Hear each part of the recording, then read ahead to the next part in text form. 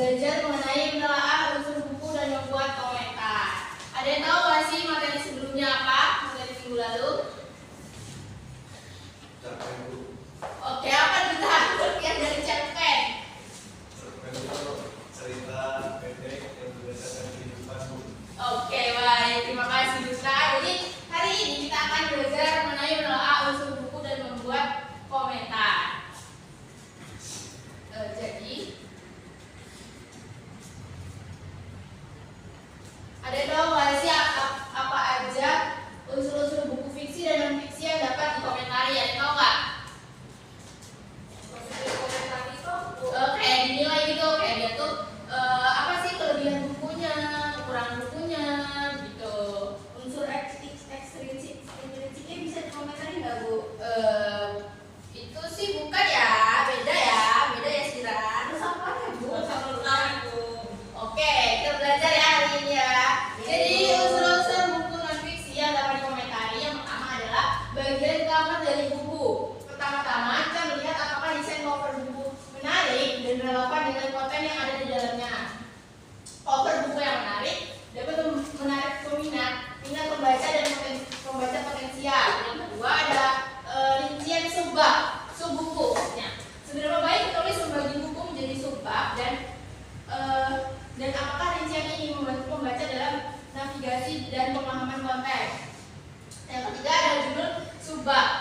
Kualitas judul subbab juga perlu diperhatikan karena judul yang jelas dan informatif dapat membantu pembaca memahami struktur dan isi buku. Yang keempat ada isi buku.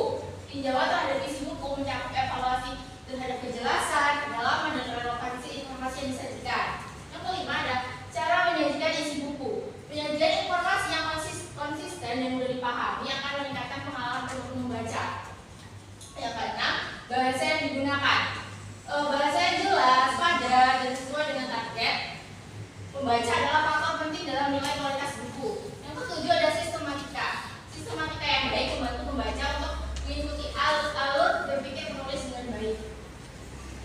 Selanjutnya adalah kita akan belajar unsur-unsur buku fiksi yang dapat dikomentari. Yang pertama ada bagian cover buku. Desain cover buku harus mencerminkan esensi cerita dan menarik perhatian pembaca potensial. Yang kedua ada rincian subbab buku. Dalam fiksi subbab biasanya tidak ada, namun kita bisa melihat struktur bab dan bagaimana mereka mengarahkan alur cerita. Yang ketiga adalah judul subbab. Dalam hal ini kita melihat bagaimana subbab dinamai dan apakah judul-judul ini mampu menggambarkan isi cerita. Yang keempat ada tokoh dan pentokohan.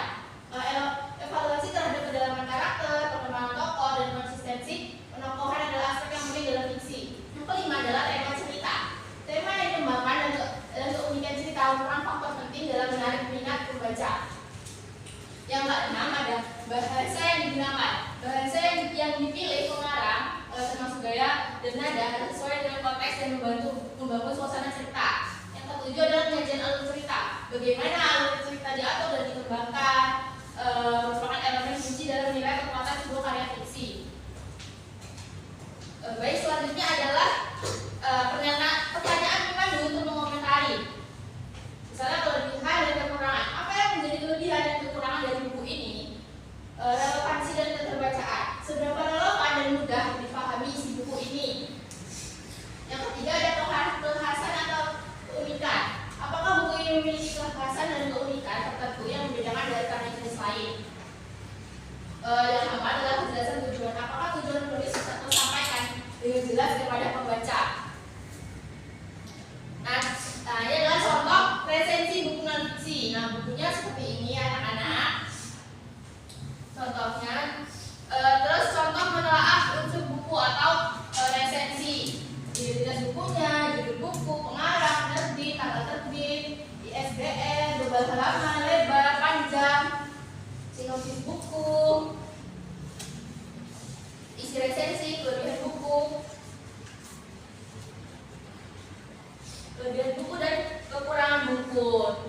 Jadi hari ini kita akan berdiskusi ya anak untuk mengetahui resensi dari buku yang ibu bawa ini, nanti ibu akan bagikan ya. Jadi hari ini kita akan dibagi menjadi dua kelompok, yaitu Kalisa dan Intan, Sira dengan Duta ya, jadi dua kelompok ya.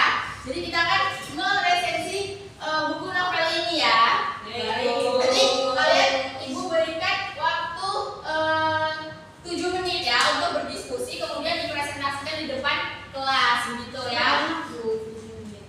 7 menit itu udah lama loh Sira.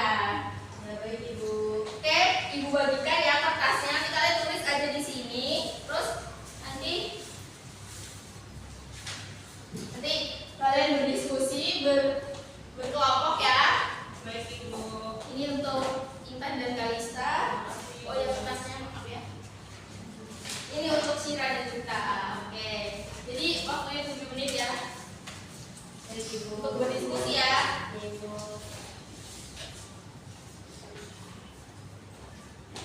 Oke, ayo berdiskusi. Sudah jelas belum? Perintahnya sudah jelas belum? Belum Ibu. Apa yang belum jelas Kalista? Semua isinya Ini sesuai, ya sesuai dengan ini ya referensi buku ini ya yang ini contohnya. Nah, ini kan contohnya, identitas buku, sinopsis buku, terus ada isi resensi, kelebihan dan kekurangan buku saja. oh berarti 3 bagi 2 aja ya Bu. Ya, begitu. Ayo ini ya, diskusi ya, diskusi ya.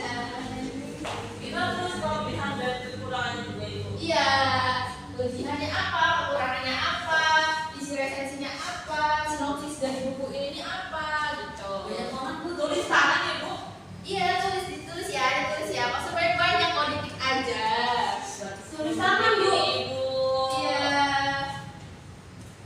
Boleh tulis tangan.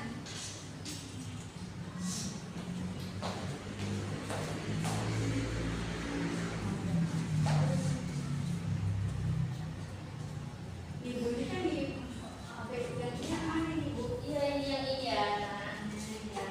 Terus yang mana lagi Bu? Oh iya ya, ya Bu. Hah? Oh iya Ibu.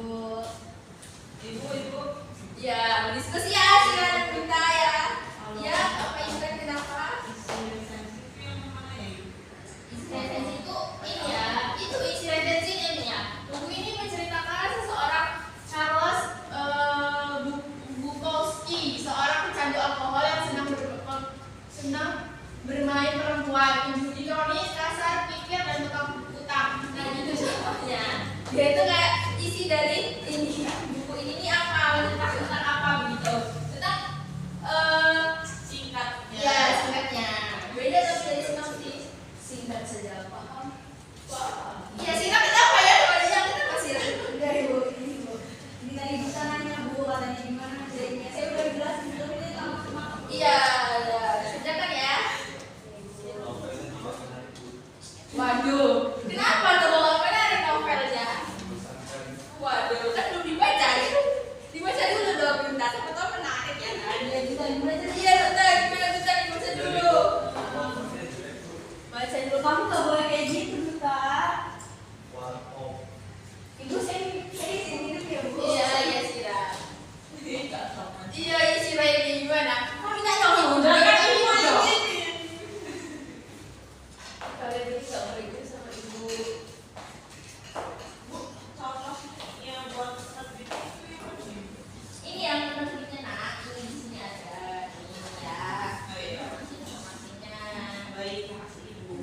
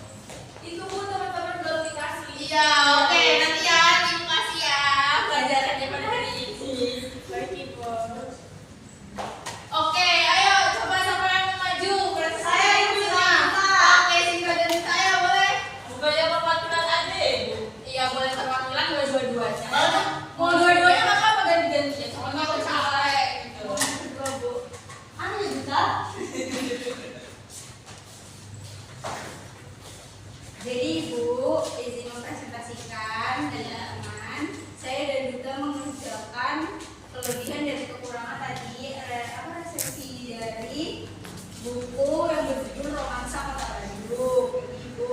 Oke, baik. Profil penulisnya itu namanya Kezia Olivia Natali yang nama penanya Novrail. Terus penerbitnya itu Kokonut. Iya, Kokonut Books. Tahun terbitnya 2022, cetakan pertama November 2022. Jumlah halamannya itu ada 248 ibu. Covernya itu cover dari buku ini sebuah ilustrasi warna kopi sederhana bertuliskan Warkop Samaman. Ini ibu. Oke, bagus ya. Lalu sinopsis dari buku ini romansa di kota Bandung yang terjadi di hidupnya Kamila tentang dia, Bandung dan seisinya. Pertemuannya dengan laki-laki memakai seragam dengan nama dituliskan terbalik. Terbalik adalah episode yang diharapkan terjadi berulang kali. Intinya kayak ini ceritain hubungan dia dengan laki-laki dari Bandung. Oke, ya, bagus ya. Ya, terus lanjutkan. Apa ini resensi? Iya. Ya, novel ini berjudul Romansa Kota Bandung. Ini adalah novel fiksi ya, Bu. Ini genrenya romantis, slice of life dan drama, menceritakan tentang Kamila Putri dan semua pria yang sudah kehidupannya di masa SMA Kamila dulu. Jadi terus kelebihannya, menurut kami novel Romansa Kota Bandung ini cocok dibaca ketika sedang bersantai atau mencari hiburan karena ceritanya ringan dan beberapa selipan-selipan komedi. Kekurangannya kita ada penulis terkadang menggabungkan kata-kata formal dengan kata-kata gaul yang membuat teksnya sulit dicerna pembaca. Oke, bagus. Tepuk tangan dong untuk Sira dan Lisa. Oke, terima kasih.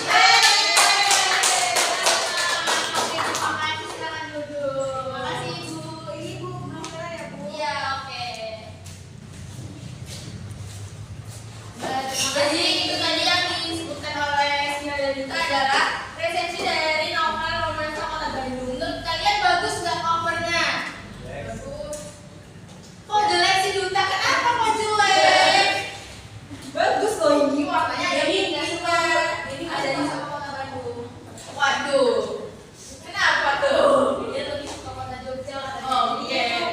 Jelek kata dia. Ini Kota Jogja yang ada ikan. Oh, ini yang sih. sih. Iya Jogja. Jogja. Iya Jogja. itu. Dia masuk ke Kota Bandung. Oh, salah ya bilang sini ya. Maaf ya. Sira dan Sira. Oh, sorry. Maaf Intan dan Kalista. Silakan maju.